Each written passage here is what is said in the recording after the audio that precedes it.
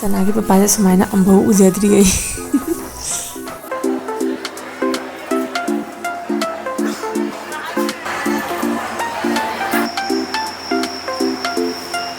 नहीं किया 2 स्टेप सीखा था रूम में आज कर डाला। हेलो एवरीवन हुजिक से अकोई धमान मीम चतोइनेबा मौसे गृह प्रवेश की मोय रसम तौबगी आइना वीडियो कापा उरगा सोंदै रवि भैयागा रोहनगा सोंदै हौरैबा धमान सु मौसु अनिमग रेडी होइना लोइरे दो कार से सु फजना मोय डेकोरेट तौरेबा से मवादा लैरे गाड़ी इज रेडी ये रही दुल्हन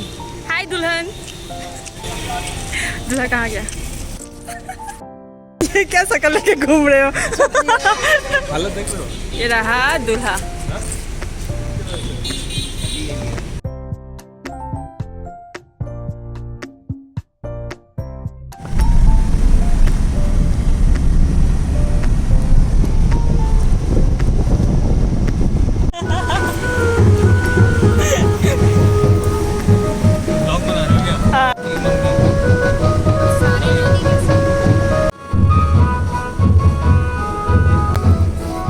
पसीना देखो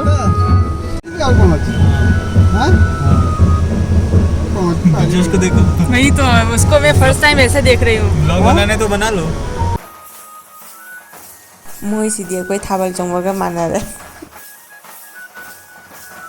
सनागी पापा से मयाम तिम फुर सुमायना अंबो उजदरी बोय अइना वीडियो दा मागी हापी से मा श्योर एंगोना साउनिंग दोइनिको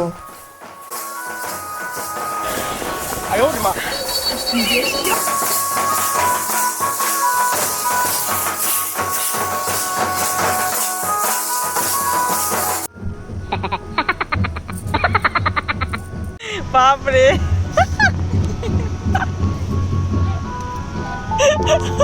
अबे पे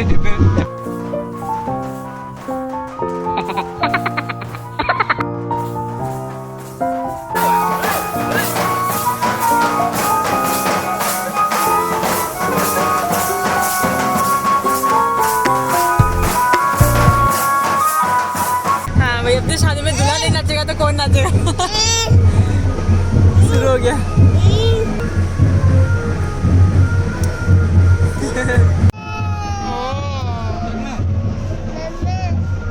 हुजिक मौसे कुमथादोरेबा पूजा तौबा हौरनेबा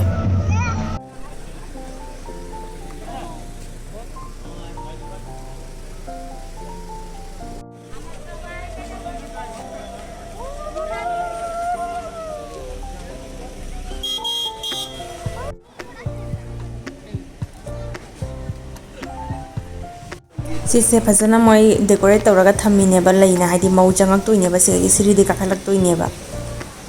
से मोयगी मांगमोन हाइगद्रा कनो फर्स्ट फ्लोर दनी सिसे सिना मोयगी रूम हाइदि हॉल चंगागा फंगबा हॉल दो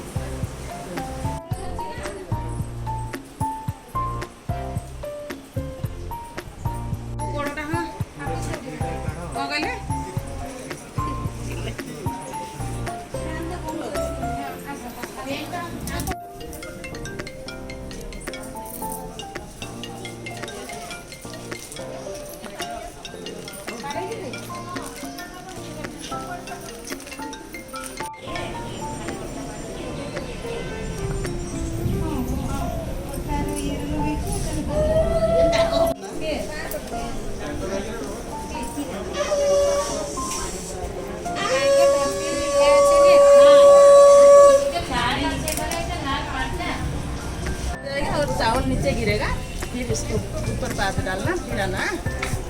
करो ना हाँ करो फिर তারপরে কোন এটি भी पांव का दो अगर সামনেটি পুরো শুন अरे ये पीछे का दोनों पैर डालो दोनों पैर उसमें डालो हां उन्हें पुट को सुन अरे आगे जाओ लुगाड़ा ये गुड़ो गुड़ेगा नहीं था चलो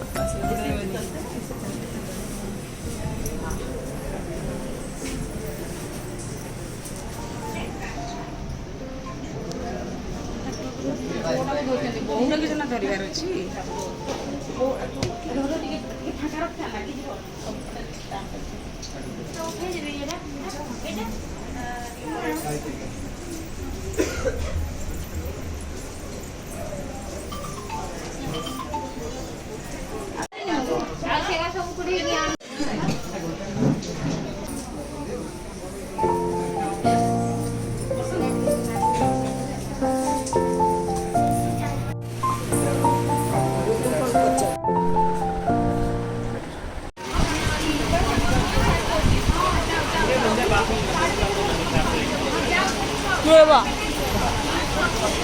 ꯍꯧꯖꯤꯛꯁꯦ ꯑꯩꯈꯣꯏ ꯆꯥꯕꯒꯤ ꯂꯥꯛꯏꯌꯦꯕ ꯔꯤꯁꯦꯞꯁꯟ ꯇꯧꯒꯗꯕ ꯃꯐꯝꯗꯨꯒ ꯁꯤꯒ ꯃꯣꯏ ꯆꯥꯕꯒꯤ ꯈꯣꯠꯄꯒꯤ ꯂꯟꯆꯀꯤ ꯍꯥꯏꯗꯤ ꯀꯩꯅꯣ ꯊꯧꯔꯥꯡꯁꯤꯡꯗꯣ ꯑꯔꯦꯟꯖꯃꯦꯟꯁꯤꯡꯗꯣ ꯂꯣꯏꯅ ꯑꯁꯤꯒ ꯁꯨꯝ ꯇꯧꯔꯦꯕ ꯌꯨꯝꯗꯒꯤ ꯌꯥꯝ ꯂꯥꯞꯇꯦꯕ ꯑꯗꯨꯅ ꯑꯩꯈꯣꯏ ꯁꯤꯒ ꯆꯥꯕꯒꯤ ꯂꯥꯛꯏꯌꯦꯕ ꯍꯧꯖꯤꯛ ꯃꯣꯏ ꯗꯦꯀꯣꯔꯦꯁꯟ ꯇꯧꯕ ꯂꯣꯏꯗ꯭ꯔꯤꯁꯤꯅ ꯒꯅꯦꯁꯀꯤ ꯃꯨꯔꯇꯤ ꯂꯩꯔꯁꯦ ꯃꯣꯏ ꯗꯦꯀꯣꯔꯦꯁꯟ ꯇꯧꯕꯁꯦ ꯂꯣꯏꯗ꯭ꯔꯤꯑꯕ ꯍꯧꯖꯤꯛ ꯐꯥꯎꯕ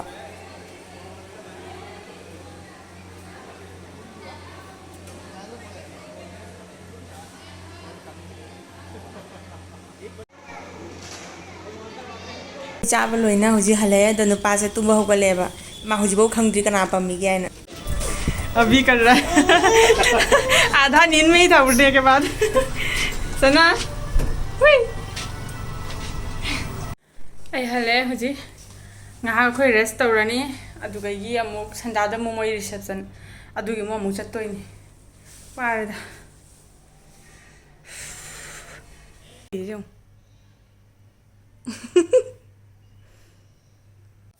अखोई जी रिसेप्शन चपगी लोसलिनेबा नुपासे हुजी केबीगनी अदुई आई ड्रेस तगदब तंगारे पुंग 3 हेले पुंग 3 मखाइदगिनी हाइरनेबा रिसेप्शन दो अदुना कोई हुजी लोसलगा चलनी अदुगे हलागा ngहा पोथारगा अहिंग दमो मुका कोई चलगा हंदोइनी बेंगलोर हंदोइनेबा तुमते कमा हाना ट्रेन फागनी अदुगई करमनो भुवनेश्वर कुमधरानी कुमधरागा दुगई फ्लाइट तमु चलगा बेंगलोर बु फ्लाइट चतोइनेबा अस वाबरे रोइना हांदि सेकेंड आमबो संगदे मथंग मथंग मथंग मथंग तौना प्लानिंग से आइदिने मतम से एक्स्ट्रा आमबो लेते तेरो तेरो मासु लोइसलेनी अइना पोरा म के बजादे मा सक तौदगी अइ खुजी सिजला तौसी जौना कलम अमम तौन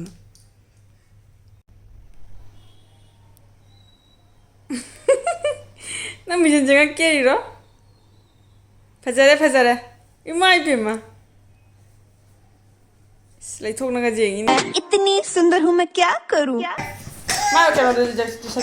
पिरो येलो दो सना हगुलो मसे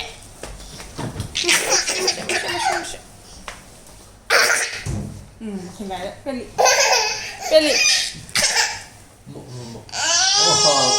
वाह फजई माई बिमा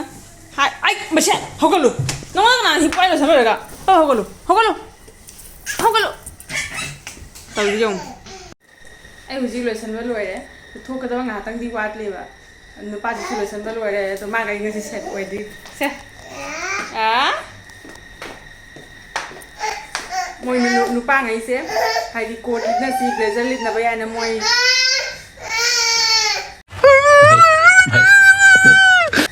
आइना वांगांग मा जादे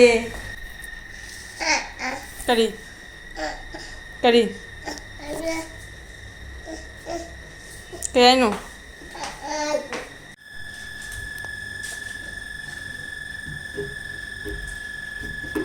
hey aipa ondani taugi jongni हुजी अखोई रिसेप्शन की मफम दुगा जवरेबा तो संदा अंगा द चतली अजद्रा मगी एंट्रेंस मफम से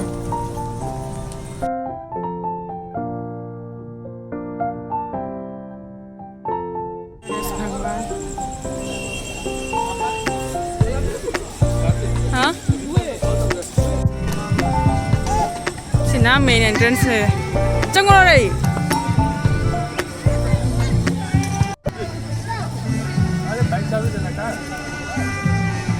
चला मयाम तिल्ली हुजी फोटो शूट कना तौनरी अब मी पुरमक लागा मौ धमान उनरगा फोटो कापा दुमाइन तौरिबा हुजी अखोइदसु कापसे न मोइना कौरे अब मोइ त हाना कापे दे अइ मु चंगनी हुजी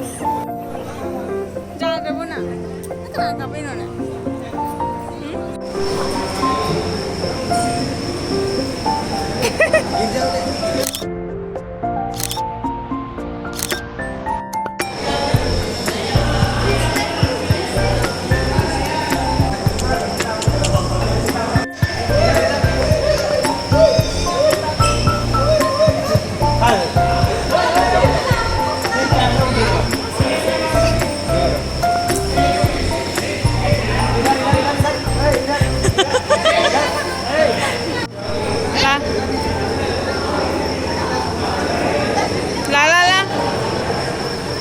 लाओ लाओ लाउरेदो मोई सोंदा हुजिबो शूटिंग तो बल लोइद्री मोंग नि मोइना तौरिसे रील्स मु काप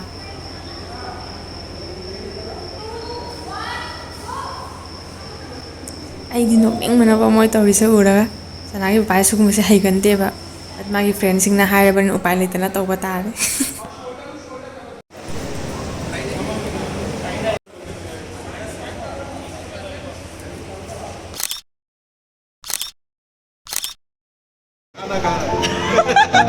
नहीं नहीं बीवी भी आ गई रिकॉर्ड किया ना रिकॉर्ड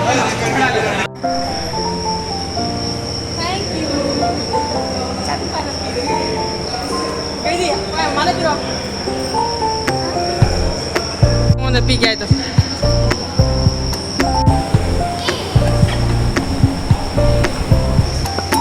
जगह जगह वाह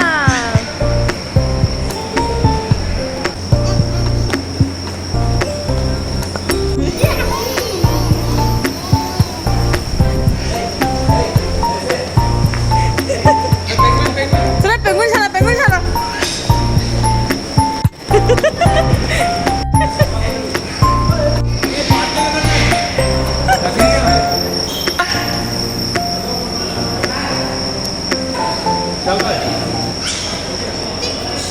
वही तो अभी पूरा खुला हो गया ना जगह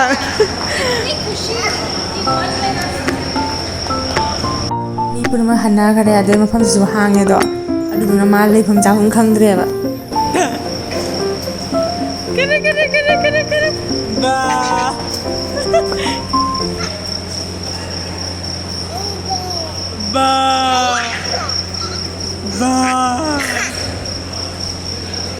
ꯅꯨꯄꯥꯁꯤꯡ ꯑꯁꯤ ꯍꯔꯥꯎꯕꯅ ꯂꯣꯏꯔꯦꯀꯣ ꯃꯥ ꯇꯧꯔꯤꯁꯤꯗꯤ ꯑꯃꯨꯛ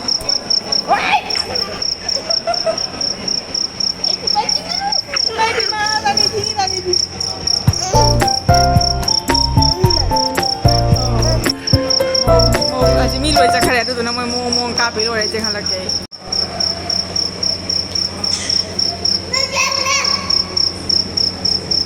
ꯃꯣꯏꯒꯤ ꯇꯧꯔꯤꯁꯤꯗꯤ ꯑꯃꯨꯛ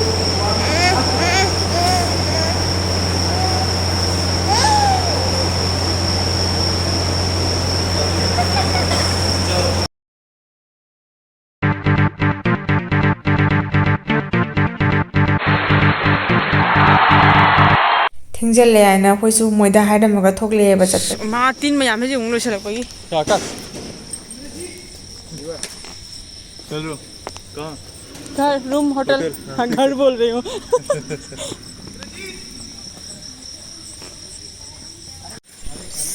आज तक मैंने शादियों के डांस नहीं किया 2 स्टेप सीखा था रूम में आज कर डाला कभी पोज नहीं मारा आज पोज मार डाला मेरे साथ तो कभी नहीं मारता है यहाँ पे आके सब देखो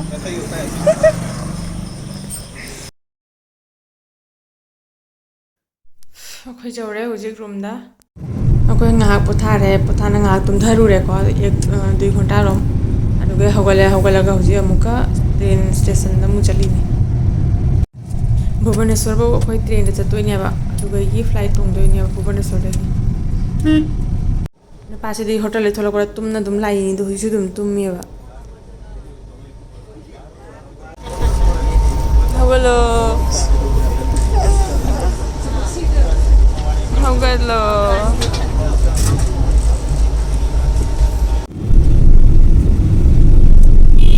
सर मेन सिटी नत्रा सिर्फ मेन नहीं भुवनेश्वर से नन नुसिरंगमनि सिफम जेको पूरी चटपे लंबी से नहीं स्ट्रेट पूरी कड़ी मोटी रहा बेजू पट्टा है कड़ा कड़ानो और इधर की हालांकि सी हो फसैये मफम देबो तुम ले गया तो सिला जौरेला एयरपोर्ट जौरेला तो यम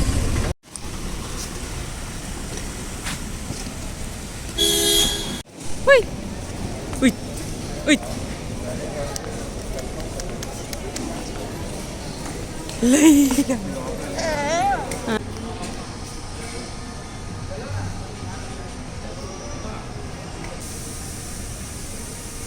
ai tàu không là bị tàu à phía ngầu rồi một sân ta đây bộ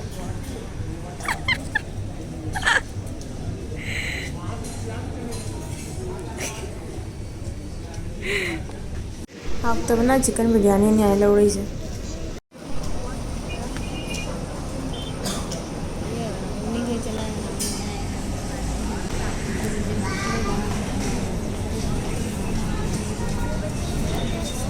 bye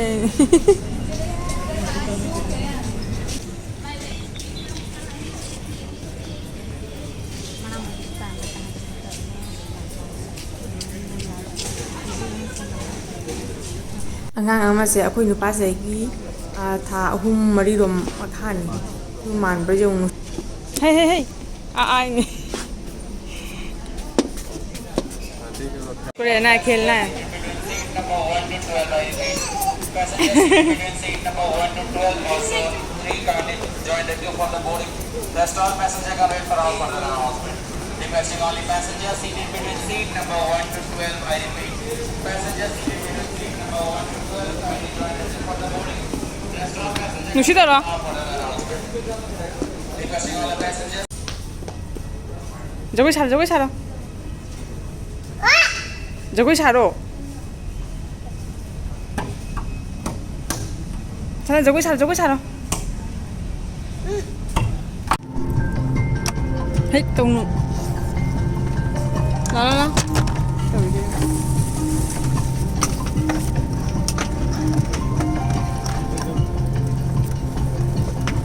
जा जा जा बंद हो जा ला ला पापा मना तो ला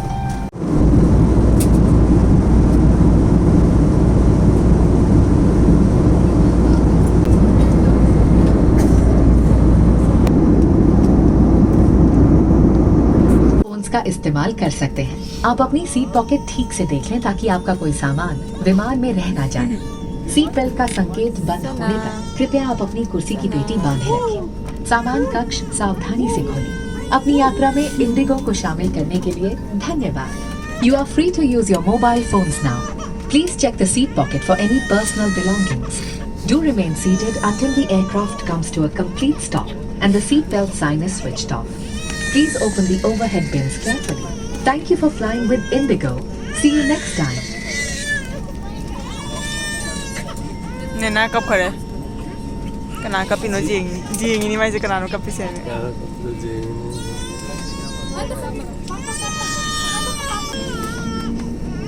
mari pen ngai tumure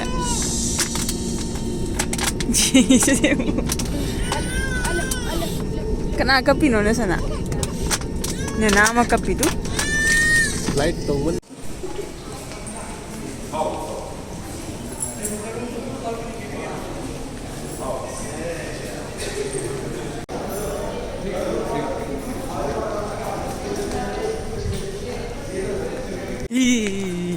kay mali masaksak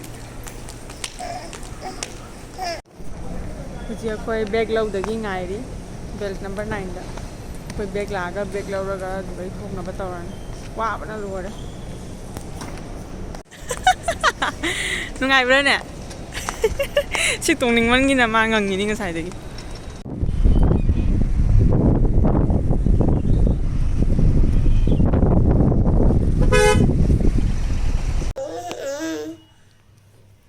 ꯊꯔꯤꯁꯦ ꯌꯦꯡꯉꯨ ꯚꯤꯗꯤꯑꯣꯗꯁꯨ ꯋꯥ ꯉꯥꯡꯕꯁꯨ ꯌꯥꯎꯅꯤꯡꯕ ꯅꯠꯇ꯭ꯔꯥ ꯃꯥꯏ ꯃꯣꯟꯁꯦ ꯄꯤꯌꯨ ꯍꯥꯏꯔꯤꯅꯦꯁꯦ ꯁꯤ ꯃꯣꯟꯁꯦ ꯀꯅꯥꯝꯅ ꯍꯤꯞꯄ ꯌꯥꯗꯦ ꯑꯩꯉꯣꯟꯗ ꯆꯤꯡꯅ ꯂꯧꯊꯣꯛꯏꯁꯦ ꯌꯦꯡꯉꯨ ꯑꯁ ꯋꯥꯕꯅ ꯁꯤꯗꯣꯔꯦ ꯑꯩꯉꯣꯟꯗ ꯂꯧꯊꯣꯛꯈ꯭ꯔꯒ ꯃꯥ ꯍꯤꯞꯄꯤꯁꯦ ꯌꯦꯡꯉꯨ ꯕꯦꯕꯥꯔꯗꯤ ꯍꯧꯖꯤꯛꯇ ꯖꯧꯔꯦ ꯃꯁꯥ ꯅꯨꯡꯉꯥꯏꯇꯕꯅ ꯂꯣꯏꯔꯦ ꯍꯥꯏꯗꯤ ꯑꯩꯗꯤ ꯒꯥꯔꯤꯗꯣ ꯇꯣꯡꯕ ꯌꯥꯗꯦ ꯑꯗꯨꯗꯨꯅ ꯑꯣꯅꯤꯡꯕꯣꯏ ꯀꯩꯗꯧꯕꯣꯏ ꯇꯧꯅ ꯂꯩꯔꯦꯕ ꯑꯧ ꯍꯥꯎꯕꯤ ꯊꯛꯇ꯭ꯔꯕꯅꯤ ꯃꯕꯨꯛ ꯂꯥꯝꯃꯦ ꯅꯨꯄꯥꯁꯦ ꯍꯥꯎꯕꯤ ꯊꯛꯁꯤ ꯃꯥꯁꯤꯒ ꯂꯩꯔꯦ ꯅꯤꯡꯁꯤꯡꯅ ꯍꯧꯒꯠꯂꯤꯅꯤ ꯃꯥꯁꯦ ꯁꯒꯣꯝ ꯊꯛꯇ꯭ꯔꯃꯤ ꯅꯩꯔꯤ ꯄꯄꯥꯅ ꯁꯦꯝꯃꯤ ꯇꯨꯗꯨ ꯄꯄꯥꯅ ꯍꯥꯎꯕꯤ ꯄꯨꯔꯦ ꯑꯗꯩ ꯍꯥꯎꯕꯤ ꯑꯥꯗ ꯂꯩꯕꯅꯤ ꯆꯣ ꯄꯄꯥꯗ ꯊꯛꯀꯦ ꯍꯥꯎꯕꯤ ꯊꯛꯀꯦ ꯍꯥꯏꯗꯨ ꯆꯠꯈ꯭ꯔꯦ ꯑꯗꯨꯝ ꯃꯄꯥ ꯃꯅꯥꯛꯇ ꯑꯗꯣ ꯑꯩꯗꯤ ꯒꯥꯔꯤ ꯊꯣꯡꯕ ꯌꯥꯗꯕꯅꯤ ꯅꯨꯡꯉꯥꯏꯇꯕꯅꯤ ꯑꯗꯨꯅ ꯑꯣꯅꯤꯡ ꯑꯣꯅꯤꯡ ꯇꯧꯅ ꯂꯩꯔꯦ ꯃꯁꯥꯁꯦ ꯑꯩ ꯈꯅꯥꯎ ꯁ꯭ꯋꯥꯏꯐꯥꯎ ꯐꯨꯟꯅ ꯂꯩꯔꯦꯕ ꯑꯣꯗꯤ ꯑꯣꯔꯛꯇꯦ ꯑꯩ ꯄꯄꯥ ꯂꯥꯛꯑꯅꯤ ꯑꯗꯣ ꯑꯣꯊꯣꯛꯑꯝꯃꯁꯨ ꯐꯕꯀꯣ ꯑꯣꯔꯛꯇ꯭ꯔꯕꯅꯤꯅ ꯑꯃꯨꯛ ꯍꯦꯟꯅ ꯐꯨꯡꯒꯠꯅ ꯂꯩꯔꯦꯕ ꯑꯗꯨꯅ ꯅꯨꯡꯉꯥꯏꯇ꯭ꯔꯦ ꯉꯁꯤꯗꯤ ꯑꯩ ꯆꯥꯛꯀ ꯊꯣꯡꯕꯒꯤ ꯁꯛꯇꯤ ꯂꯩꯖꯗ꯭ꯔꯦ ꯑꯣꯔ ꯃꯄꯥꯟꯗꯒꯤ ꯃꯈꯥꯗꯒꯤ ꯂꯩꯕꯔꯥ ꯑꯣꯔꯗꯔ ꯇꯧꯕꯔꯥ ꯖꯍꯥ ꯇꯧꯔꯒ ꯑꯗꯨꯝ ꯆꯥꯁꯜꯂꯅꯤ ꯑꯩꯗꯤ ꯆꯥꯛꯀ ꯆꯥꯅꯤꯡꯗꯦ ꯉꯁꯤ ꯆꯥꯔꯔꯣꯏ ꯑꯗꯣ ꯉꯁꯤꯒꯤ ꯕ꯭ꯂꯣꯒꯁꯦ ꯑꯩ ꯁ꯭ꯋꯥꯏꯁꯦ ꯑꯗꯨꯝ ꯂꯣꯏꯁꯤꯜꯂꯒꯦ ꯑꯇꯩ ꯁꯛꯇꯤ ꯂꯩꯖꯗ꯭ꯔꯦ ꯉꯁꯤꯒꯤ ꯕꯥꯏ ꯇꯧꯔꯣ ꯃꯥ ꯇꯧ ꯑꯩ ꯌꯥꯗ꯭ꯔꯦ